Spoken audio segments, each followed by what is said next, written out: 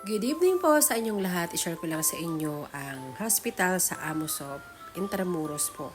Ito yung noong October 12, nung si Jowa ay naoperahan siya sa varicose vein kasi ito ay isa sa mga compliance niya sa pagsampa niya. Hindi daw pwedeng sumampa ng hindi naoperahan yung medyo lumalaki na niyang varicose vein. Ito ay nagiging komplikasyon sa puso kaya kailangan tanggalin.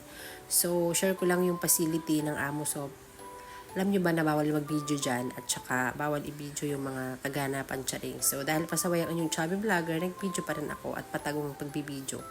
So, inoperahan nga pala si Jowa dyan sa varicose veins. So, sa may parting right side ng kanyang paa, doon siya inopera. Then, mabilis lang yung operation. Napakagaling ng doktor niya, si Doc Villanueva. Halos, kulang isang oras lang yung operation at natapos din naman agad.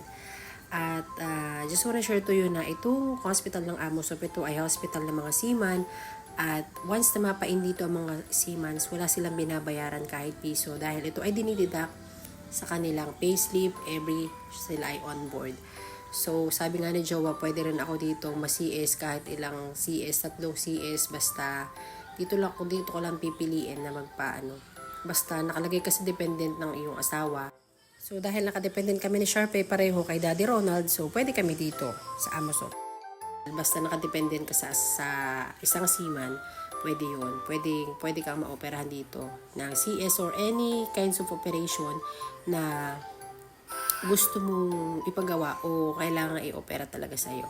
So, ang ganda ng facility guys dito sa Amazon kasi very organized dito ng mga department. Meron ditong department ng anakan, meron ditong department mismo ng mga surgical, mga operation, meron din ditong pang pedya, as in napaka-organized. Tapos bawat room guys is may kanya-kanyang aircon at fully aircon, buong facility nila guys, puro aircon. Sa totoo nga ay tawanan kami dito, nagtatawanan kami naka-admit si Jowa dyan kasi sinisip una yung isang seaman, sobrang lakas ng aircon, as in 24/7 yung aircon nila guys. Konting tips lang po pag po kayo ay magpapa-check up dito or ikaw ay dependents, kayo po ay mag-online muna kasi kami, nagpa-online muna kami dito. Nag-online muna kami bago kami nagpa-check up dito ni Jowa. So, hindi na basta-basta online na lang. Online na lahat. Tapos yung appointment, yung schedule mo, makikita mo na lang din sa email yon bago ka pumunta rito. So, ilagay ko na lang po dito sa comment section yung email ng Amoso para makapag-online din kayo kung gusto nyo magpa-check up dito.